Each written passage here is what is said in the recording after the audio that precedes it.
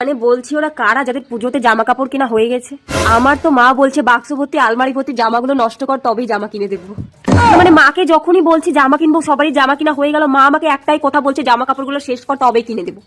কিন্তু জামা কাপড় তো শেষ হবে না এই যুগে। মানে এই জামা কাপড় আমার কাছে যা আছে সেগুলো শেষ করতে করতে তো মনে হয় আমার জন্ম পার হয়ে যাবে। এখন তো মাকে জামা কাপড় কিনে দিতে বললেই আলমারির জামা মুখে ছুঁড়ে মারছে গাছ। আমার জামাগুলো তো এখন আমার যুগে আর শেষ হবে না। তাহলে কি এবার জামা নেবো না আমি? মানে সবাইকে দেখছি মহালয়া থেকে শুরু করবে, ষষ্ঠী, সপ্তমী, অষ্টমী, নবমী, দশমী সবাই আলাদা আলাদা পরবে। আমি সেই পুরোনো গুলোই পরবো না? জামা আছে মানছি, পরতে পারবো, ভালো লাগবে, কিন্তু অতগুলো জামা তো আর পরতে পারবো না। আমি অনেক চিন্তায় আছি যে আমার পরে থাকা জামা কাপড়গুলো কাকে দেব। মানে ভেবো না যে জামা কাপড়গুলো ভালো না আমি ফেলে দেবো বা দিয়ে দেবো কাউ। না, আমার জামা কাপড় ভালো, বিক্রি করলে এখনো বিক্রি করা হবে। এখন ভাবি যে জামা কাপড়গুলো কি আমিই নিয়েছিলাম না অন্য কেউ নিয়েছিল। এখন মাকে বললেই তো জুতো ছুঁড়ে মারতে আসে, মাকেও বলতে পারছি না, নিজের কষ্ট নিজের মধ্যেই রাখছি।